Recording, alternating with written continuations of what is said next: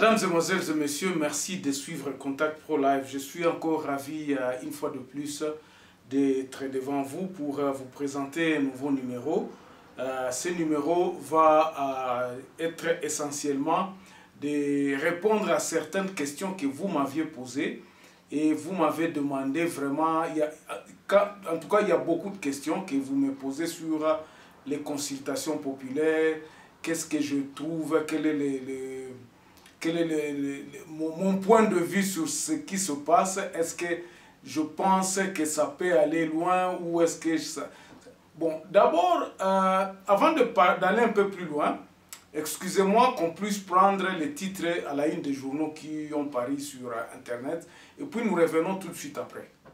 Voici les grands titres à la une des journaux ce matin. Un orpailleur meurt dans un éboulement. Ça, c'est élection.net. Et puis, nous allons sur un jeune garçon tué par balle et plusieurs biens emportés lors d'un cambriolage des maisons à Bukavu.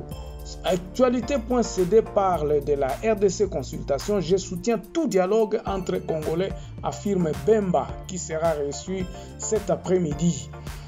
Et puis, Congo Profond parle de la consultation. Et puis, André Mbata, l'adhésion à l'Union sacrée pour la nation ne peut jamais faire perdre le mandat parlementaire à un député national ou sénateur. 7 sur 7 parle. L'agence de prévention de lutte contre la corruption intercepte des conteneurs sous-évalués au port de Matadi. Et puis GED demande la libération urgente de 2 journalistes détenus depuis 24 heures par la présidence. On termine par Radio Okapi, la redevance minière mal gérée par les entités bénéficiaires. C'est une enquête. Les gouverneurs des missionnaires de Mai-Ndombe et du Kwango réhabilités. On se revoit demain dans un nouveau numéro. Au revoir. Voilà, mais nous allons commencer d'abord. Je vais présenter mes condoléances à cette famille de M. Simbangezayo qu'on a abattu vachement à Goma. Vous aviez remarqué ces derniers temps, je n'ai pas parlé de l'insécurité à l'Est. Pourquoi je n'ai pas parlé de l'insécurité à l'Est ou l'insécurité globalement? Parce que je trouve que l'insécurité, c'est une question globale qui doit être résolue globalement. Bandeko, ce qui va continuer à c'est qu'on en a marre. Les Congolais, notre pays n'a pas d'État. État est alité.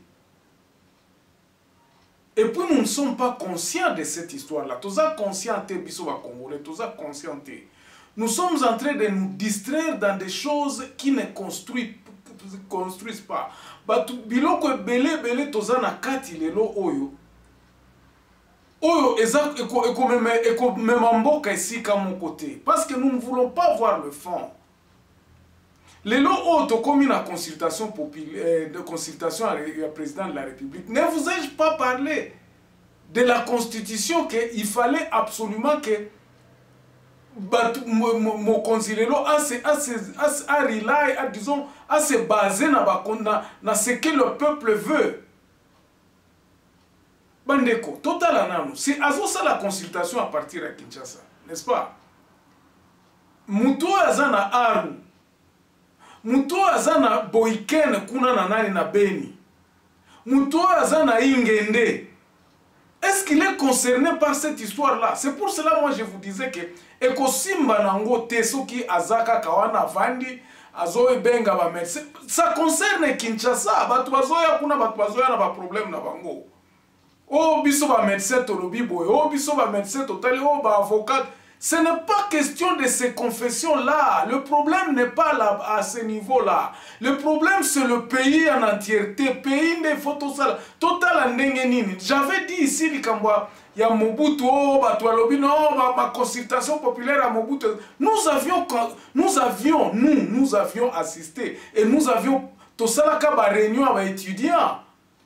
J'étais à l'Académie des Beaux-Arts lorsque ces consultations populaires étaient organisées. Tozalaka ba étudiants, tozalaka ba mémoire ba étudiants. Et ce sont ces moments-là qui ont été présentés par sikoyo ba dirigeants na biso bakenda kokutana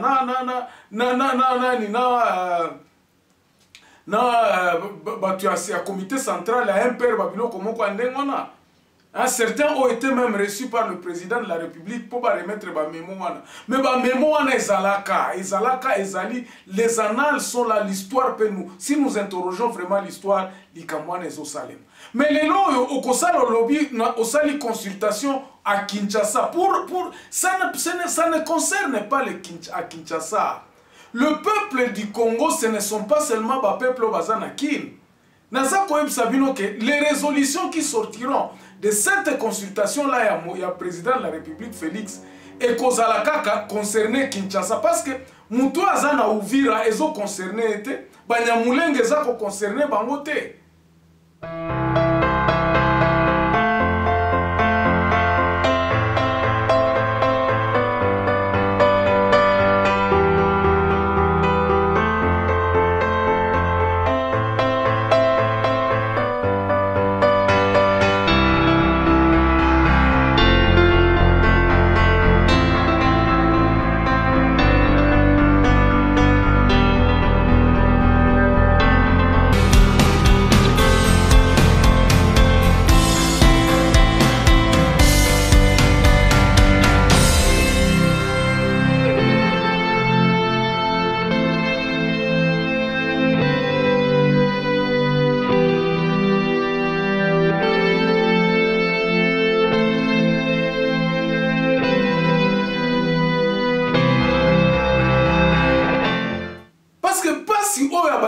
Eza pasi oya mtu aza na kalamu te na Kinshasa na matonge te. C'est ça justement le problème. Nous tapons toujours à côté. Et puis la constitution nous ramène bien. Constitution ezoye bisabiso nini na likambo oyo. Tango za na blocage, suivez.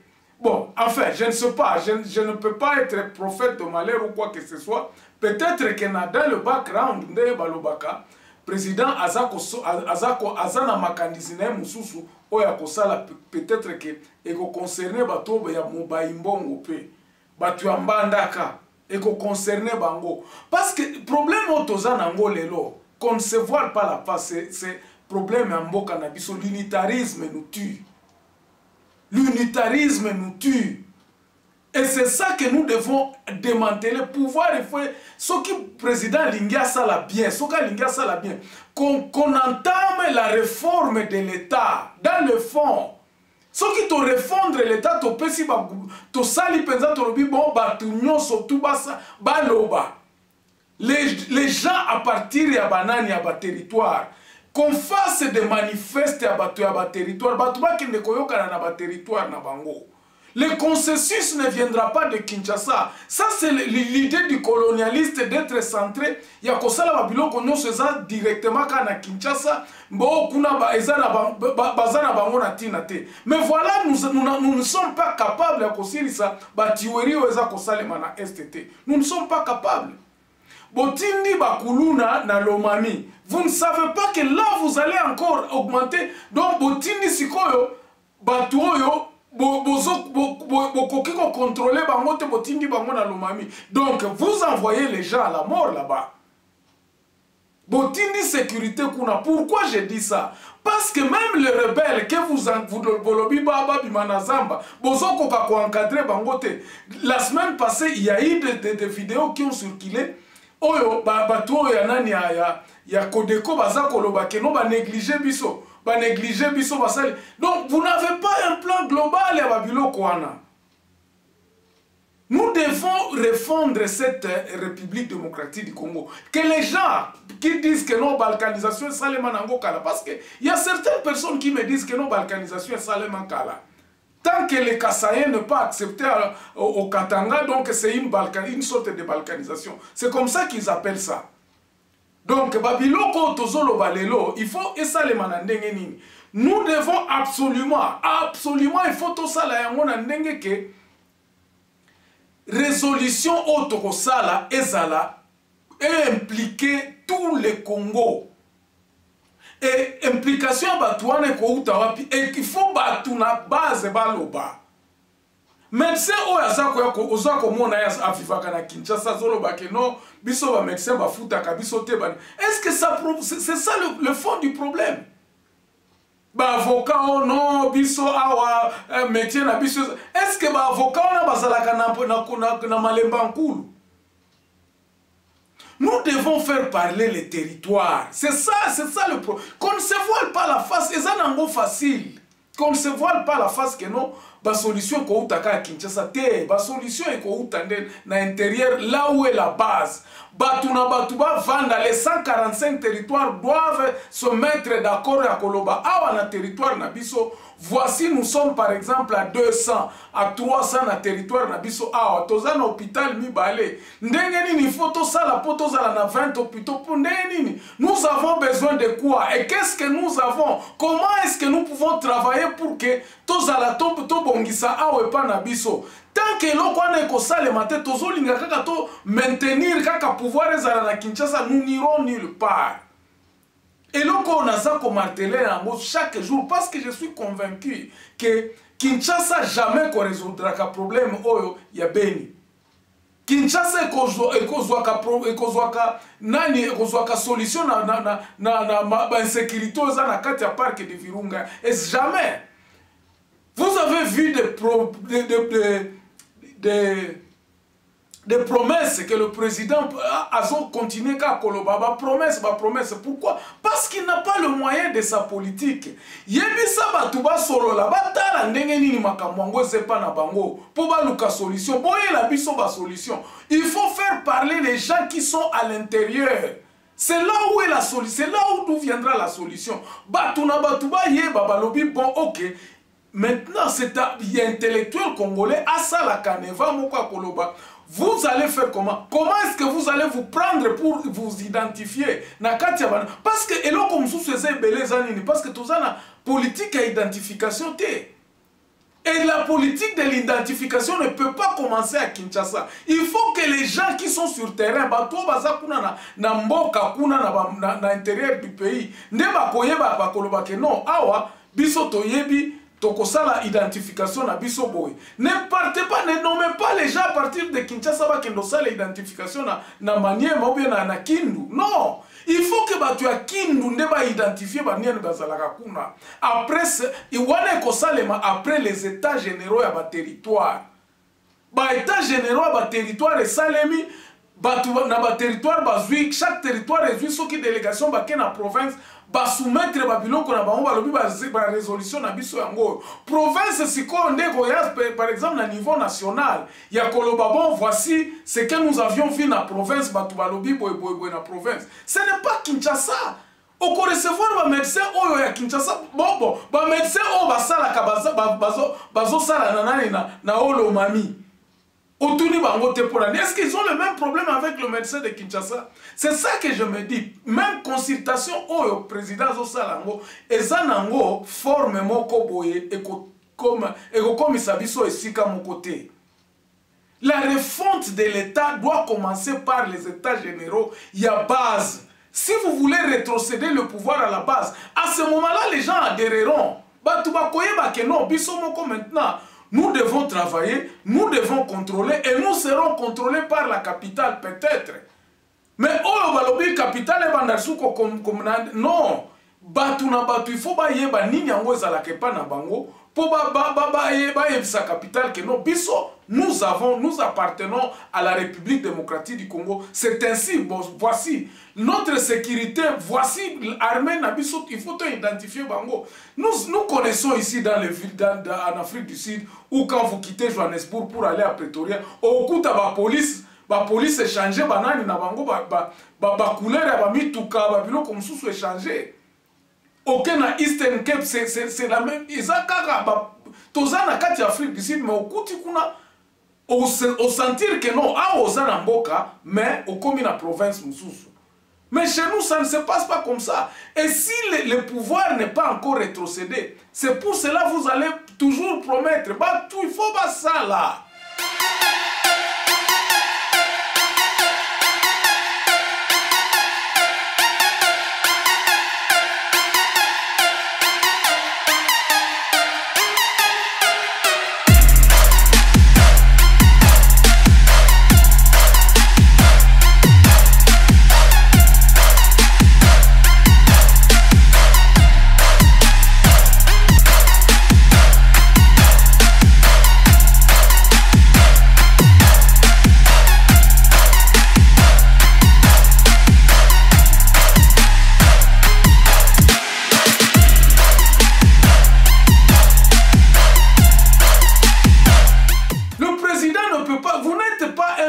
politicien aujourd'hui, il y a koloba bon au sololi na batu nyonso et puis oyo kozwa décision. Non, non, non, nous devons refondre l'État. Nous devons, s'il faut changer cette constitution, il faut qu'on change en gros. Il faut qu'on change en gros de façon que Batuna Batuba Yeba, c'est ce qu'il faut définir la décentralisation. Et je crois que c'est impulsion il faut qu'on passe dans le Parlement au Ezalelo. Pour que Batuba change la constitution, Parlement il faut impliquer à Koloba que non. Nandenge otozo kende pouvoir ondenge zo kende boye toko comme ici à mon côté. Les gens resteront des corrompus, tribalisme ko continuer, bah tous les mots la haine continueront. J'ai dit l'origine de cette haine ezakaka pour na biso ba congolais toyebana te, tozalaka na toyebi importance ya muluba te. Toyebi importance ya munande te. Toyebi importance ya mbunza te. Mais lorsque nous connaîtrons que bato baluba nde bato ya diamant, bato batanga mingi bazana kati na ba avocat parce que les provinces qui n'ont pas de bons avocats, ils demanderont baloba biso tozo engagé na province na biso tozo engagé, les gens pourront postuler des postes et ces gens-là bato mususu bakosoki toza na ba juge malamu te, nous engagerons de baluba au Nord Kivu. Nous engagerons par exemple les soldats mususu otoyebi que non batuba militaire na biso oyo baleki na qu'il soit mais il est sous ordre ya commandant à province wana bazoli kolanda politique ya protection à province mutu na mutu akoyeba minéraux oyo soki bimi awa frauduleusement c'est la province qui perd ngai donc na kofuta mate. Mais les responsabilités za na batu moko oyo bazanga tina, les gens qui n'ont pas donc on signe des contrats comme ça, l'argent est continu, mbongo ekotaka na ba poche mususu donc, et les gens qui ont les propriétaires de ces minéraux là ne se retrouvent pas. Comment expliquer pendant 60 ans nous n'avons jamais eu à ta route moko okiko tambola 1000 km asphalté ya malamu ezalakate. Et si ces histoires-là sont construites, ceux qui balaba les a construits les lots et babo sani. Donc, suivi exactement parce que mboke za kokengeka na kokufa na kokufa. Voilà ce que j'avais à vous dire aujourd'hui. Donc, je m'arrête là aujourd'hui en disant que vraiment Moussala Oezo Salema na Kinshasa, il faut prendre avec ça de pincettes. Je ne prédis pas un malheur, mais je ne vois pas pour répondre à tout ce que, en tout cas, Batumyoso. Je crois que vous allez trouver les réponses dans Katia Banane ou Banalizo na Salé Libino Awa. Moi, je ne suis pas optimiste, je peux vous le dire, je peux vous le garantir. Je ne suis pas optimiste de ce qui se passe comme consultation. Manière à consultation, on a écopé sa vie sur mon côté. D'abord, à Tatoui, Premier ministre à Sika, à Kosala Ndengeni na Katia Système O, il va faire quoi? Ça sera toujours la même chose. Moi, je pense que si vous bolobi bon, si quoi pouvoir tokaboli en a peuple, il faut que le peuple arrête à son pouvoir naé. Mais nous allons étudier les cas, comment faire rétrocéder le pouvoir dans Katiaba territoire, dans Katiaba province. À ce moment-là, les gens au comment on a même exode sous exode na Kinshasa te me batu bakobanda okima bakende mbangu na ba région pour bakende luka musala. Merci beaucoup, on se revoit très prochainement dans un nouveau numéro. Au revoir. Po na nini na esika ya kosalela maele ebele bandimi kosombama na mbongo mutu azalaka na eloko toza kobenga wisu wa zaba nde wana nto ya kibomutu kasi botika na talisa bino nto ya mabe eza kouta na buyoyo ya bazuzi ya mboka esengeli na bankokoni basosola malamu tokotika te makanisi ya kitoko misala ya malamu nde wana makasi na biso yango wana maye kozalaka toujours kitoko. Juste 30 secondes.